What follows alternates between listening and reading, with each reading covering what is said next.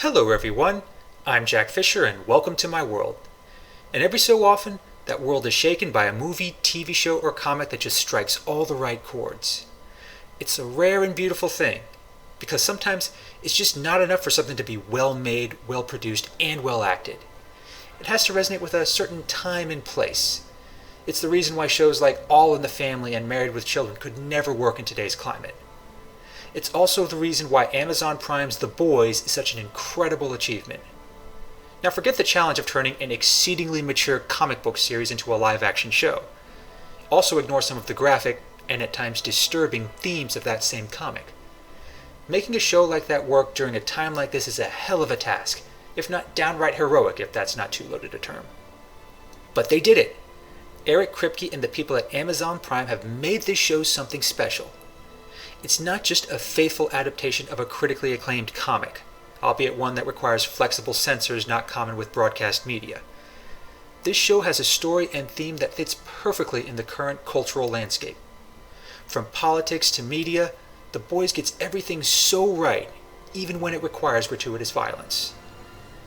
And as someone who read the comics in the mid-2000s, I've been pleasantly surprised at every turn.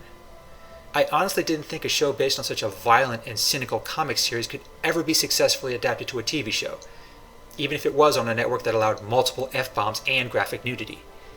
But after 2 seasons, I'm convinced. The Boys is a beautifully brutal accomplishment. Having just finished binging Season 2, I want to do a general reaction while also touching on some of the larger themes. I'll try to keep the spoilers to a minimum, but I will have to reveal a few details to get my points across. So, for those who haven't seen the series, you have been warned. Also, and this is a different kind of disclaimer, the world of The Boys is not for the faint of heart. If you're someone who doesn't like seeing superhero media subverted with cynicism and satire, then this show might not be for you. Or if you just happen to have a weak stomach, I don't recommend this show, and that's entirely understandable. Now with those disclaimers out of the way, let's dive into the dark and colorful world of The Boys.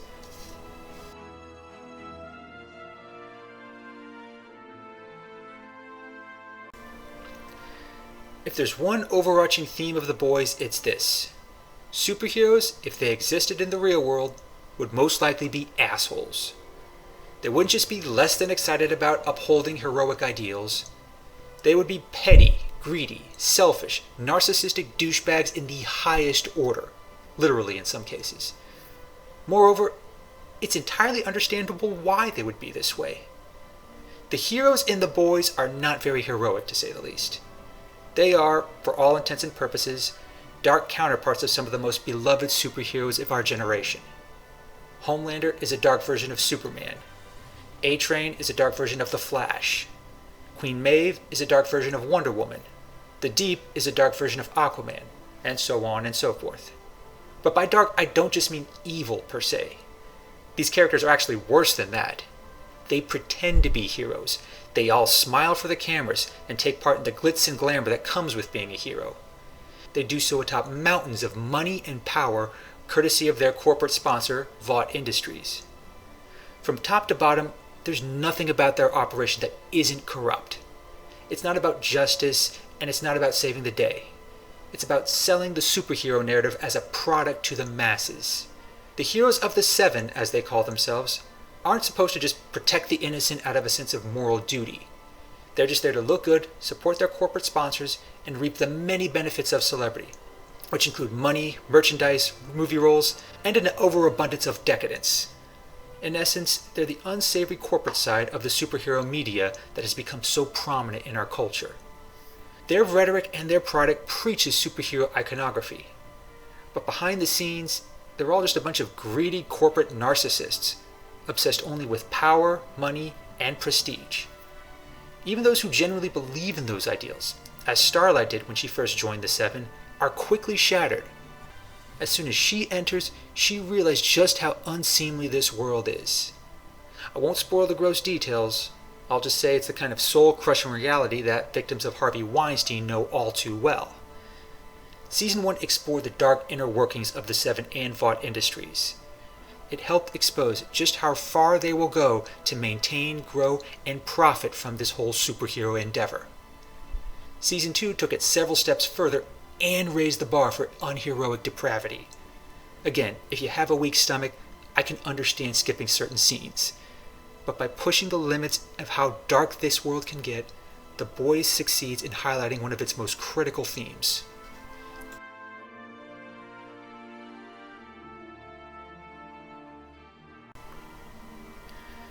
Season 1 of The Boys made it abundantly clear. Vought Industries is not an ethical organization. They make companies like Monsanto, Disney, and Goldman Sachs seem tame by comparison. From top to bottom, the whole company is built around corruption. And the heroes of this world reflect that. They're all driven by ego and greed. That's not the least bit subtle. The arcs of characters like A-Train and the Deep all have a similar guiding force. They love being in the Seven. They love being superhero celebrities more than they love actually saving the day.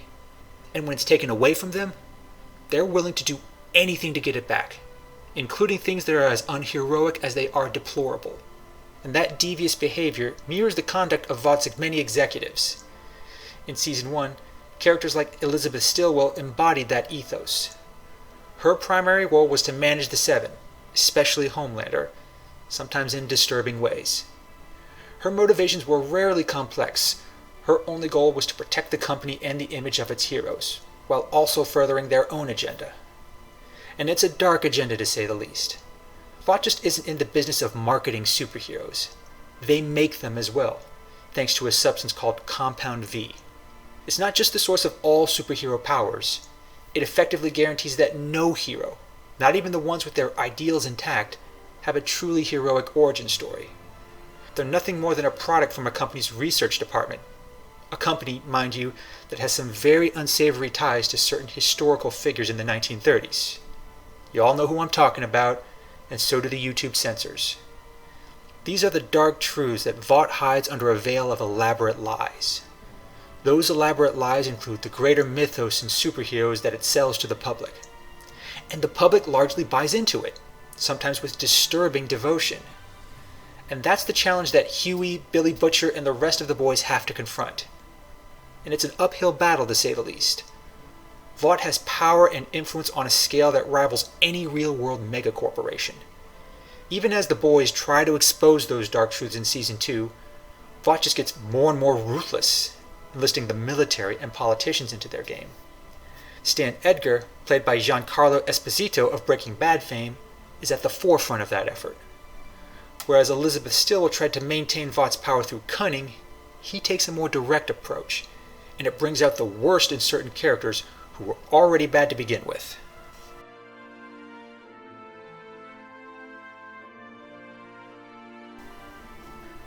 One of the biggest additions to Season 2 of The Boys was Stormfront, played by Aya Cash. It was also one of the biggest departures from the comics.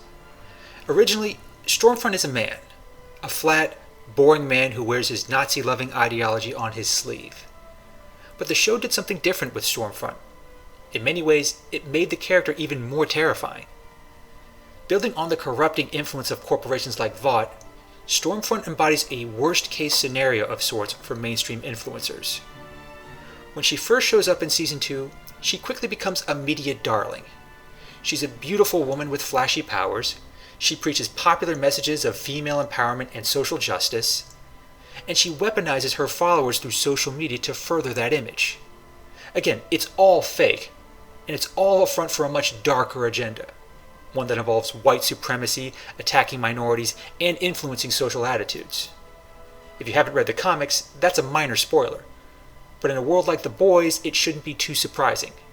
It's also distressingly consistent with contemporary media trends. The world is ripe with celebrities and high-profile influencers who channel the power of social media for ill. More and more these days, influencers of all types are using these platforms to espouse a certain political agenda. They're not always overt about it, but the context is there, and it does influence people. The show even explores that at some point. People see a beloved celebrity or icon support a certain ideology. Some opt to embrace it, others just shrug it off and tolerate it, but most everyone underestimates the power of its influence. Stormfront understands this better than anyone in the show, and she uses it to her advantage at every turn. From turning people against Starlight to seducing Homelander, she's all about influencing people to her way of thinking.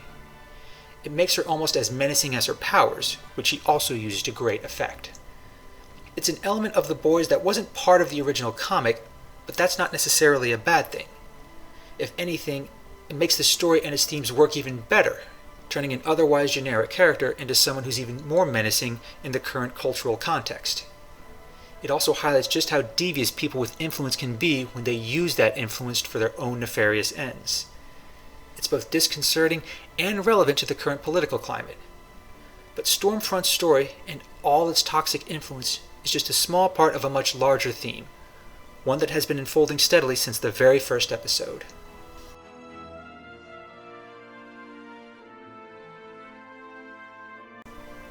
In the same way Superman embodies the best attributes of a superhero archetype, Homelander embodies the worst. From the first scene of the show to the first panels of the comic, the message is clear. Homelander is the utter antithesis of what a superhero is supposed to be. One minute, he's smiling for the cameras and delivering helpful PSAs to school children. The next, he's choking out his teammate and killing innocent people without a second thought. He's a superhero sociopath in the highest order. The comics do plenty to highlight his horrendous behavior, but the show takes a different approach.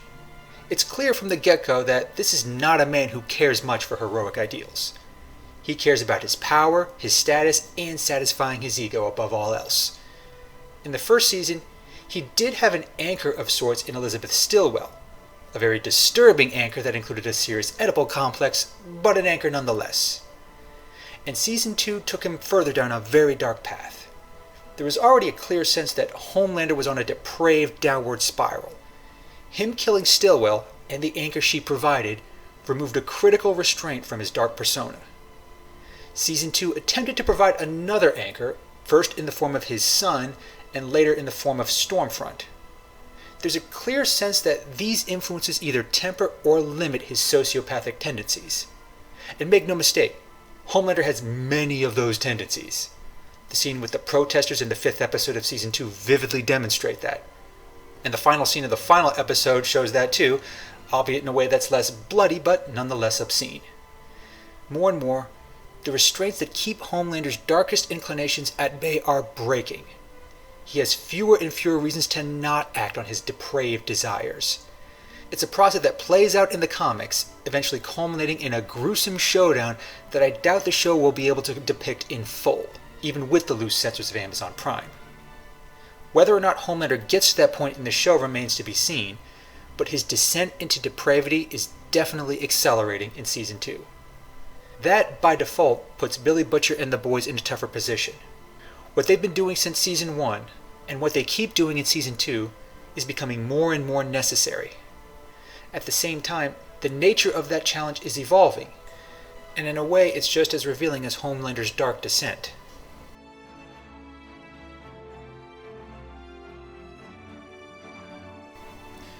On paper, Billy Butcher's pitch for the boys seems daunting, if not suicidal.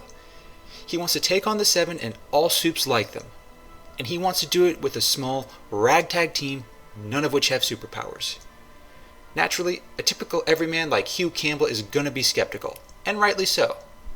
These are superpowered super beings. They have support and adulation from the public. They also have a powerful corporate backer, complete with ties to the military and the entertainment industry. How do they stand a chance against all that? It comes up in the comics too. At times, it almost seems too daunting. But that's where The Boys really shines, because in both the comics and the show, especially in Season 2, we see there's a method to Billy Butcher's colorful methods. He's not out to pick a fight with the superheroes one-on-one. That's just stupid. That's what generic supervillains try and fail to do all the time. His approach is more subtle. He favors attacking the superhero industrial complex where it's most vulnerable, namely through the dark truths they try to hide. Season 1 had them uncover the truth behind Vought and Compound V. In Season 2, they get a bit more ambitious. The first act made them fugitives. They had to go on the run, hiding from this overwhelming foe and their corporate backers. They should not have had any hope of fighting back. Yet, they found a way. And again, it comes back to exposing the dark truths about superheroes. I won't spoil the details, but it gets pretty bloody and pretty obscene. Just ask Mother's Milk. In doing so, they also expose a critical flaw in both the Seven and Vought's efforts. Yes, they've amassed considerable power, money, and influence with their lies and deceit, but they have to actively hide and counter all of that all the time, 24/7. They must keep guiding this narrative about superheroes no matter what. They need only mess up once, whereas Billy Butcher and the boys need to only succeed once. It's an approach not unlike the ones we see in the real world. Whether you're a corrupt corporation or a powerful drug cartel, maintaining a corrupt system is an active effort. A single mistake, be it unintentional or on purpose, can derail the whole thing. That's what the boys bank on. And it pays off too. It unfolds in unexpected ways, but it makes sense from a tactical standpoint given the sheer breadth of the corruption in this world. There's just no such thing as pure heroism. There's also no underdog triumphing in the long run.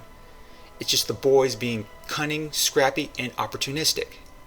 It helps them survive while also setting up some critical plots for Season 3. It also speaks to the larger message of the show and the source material behind it.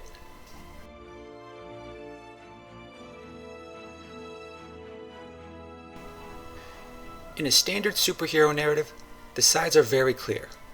There's good and there's evil. There's right and there's wrong. There's just and unjust. The story guides both sides towards an inevitable clash, one in which every meaningful plot culminates. In the end, good triumphs, evil fails, and all the awful shit that unfolded along the way gets resolved. The Boys is not like that. Not even a little. It doesn't even attempt to subvert that standard superhero narrative. It just overrides it through a mix of dark satire and heavy realism. Like the comics, the show actively avoids standard superhero dynamics. Very rarely do you see superheroes, or even the boys, actually fighting supervillains. Instead, what we get is a never-ending cycle of clash, react, and consequences. It's more akin to the narrative of Breaking Bad than Batman Begins, putting characters through a more complex and arguably more grounded process. They make choices, face consequences, and make progressively worse choices in light of those consequences. It's not the path of a hero. It's the path of anyone caught up in a cycle of self-destruction. For both the boys and the supes they fight against, the struggle is ongoing. There's no one villain to take down, no one final boss to overcome. Yes, both Homelander and Vought Industries are the overarching villains, so to speak, but there's never a sense that taking down one will make everything all sunshine and rainbows. The world of the boys is just too cynical for that. Every major act, choice, and struggle feeds on itself. Billy Butcher and the boys can only do so much to attack Vought and the Seven. Conversely, Vought and the Seven can only do so much to sustain their power and influence. No one single act ever resolves the issue entirely. Everything tends towards disorder. It's perfectly in line with the overall tone of the boys. In any medium, the message is consistent. This whole system of superheroes, the media, the branding, and the overall operations, it's just not sustainable. There's too much room for corruption. There are too many vulnerabilities for the Billy Butchers of the world to attack. In essence, there's just no room for pure, idealistic heroism. It's a dark, distressing message, but it's one the boys conveys in a crude yet entertaining way. Even if you're a fan of superhero media, it offers a perfect counterweight to the excess idealism behind every other franchise. It reminds us that these fantasy worlds operate on a level that just doesn't work in any other world. And in The Boys, we see a world where superheroes bring out the absolute worst in everyone. But despite those dark themes, there's still a sliver of hope. It's small, but it helps balance out the dark themes in a very fitting way, relatively speaking.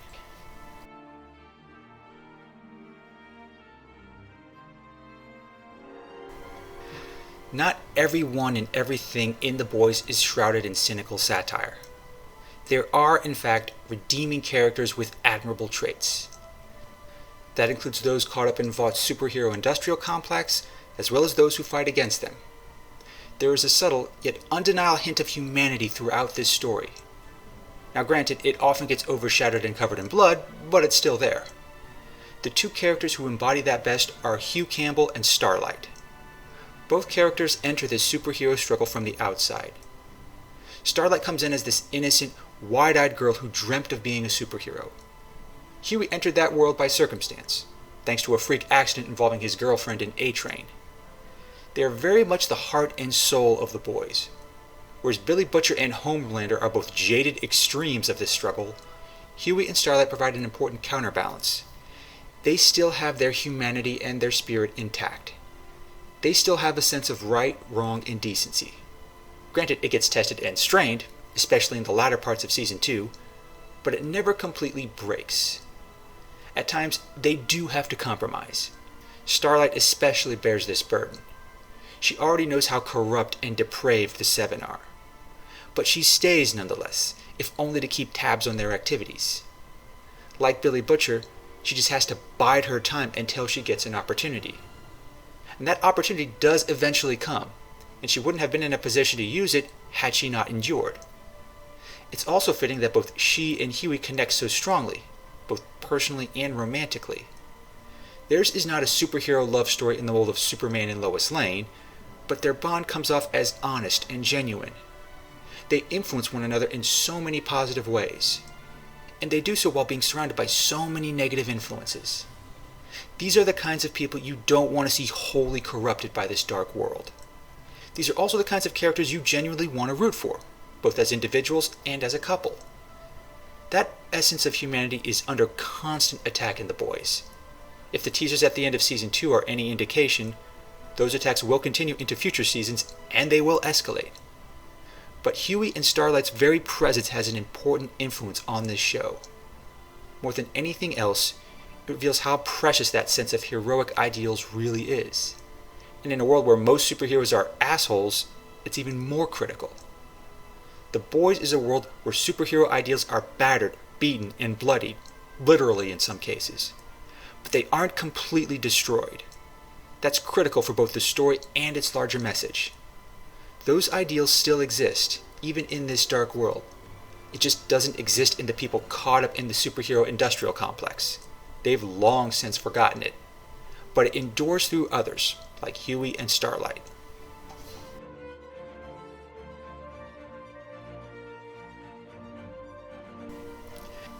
As I noted earlier, I was very skeptical about this show when it was first announced.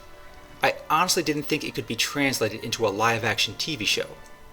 I knew it would have to be toned down, both in terms of TNA and blood, but I didn't think it could be properly balanced with the very mature themes of the comic. After 2 seasons, though, I'm convinced.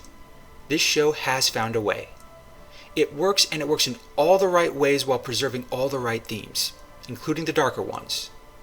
Season 2 dives headfirst into those themes, daring to explore just how corrupt and depraved people can be in this world.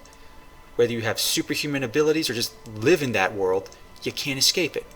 This is the ultimate worst-case scenario for the superhero genre. That's what gives The Boys just the right tone as both a story and a show. And it feels like it came out just at the right time. This is the golden age of superhero media. The most popular movies and franchises are, by far, from the world of superheroes. It's more than just a product or a gimmick at this point. It's a big part of our culture, this idolizing of iconic superhero characters. And I freely admit I'm part of it. I love superheroes too. And I vehemently disagree with the rants of cantankerous old men like Bill Maher and Alan Moore. At the same time, I don't deny that The Boys offers a powerful, if not necessary, retort to that phenomenon. It tells a story and builds a world around the notion that superheroes, if they really existed, would not be very heroic. They would be prone to the same corrupting influences and depraved impulses as ordinary people. Anyone who has that kind of power and influence cannot and should not be trusted, at least not to the extent that we trust any flawed human being in such a position. Taken together, the first 2 seasons of The Boys give the world of superheroes a much-needed kick in the ass. But Season 2 really established this show as something more than just a genre-defying satire. There's a world worth exploring and characters worth building. It's bound to get more brutal and depraved along the way. But if you have a strong stomach and a sharp disdain for superpowered assholes, it's a ride worth taking. Thanks for watching, everyone. and thanks for joining me in my world. Please remember to like, comment, and subscribe. Until next time, take care and stay safe.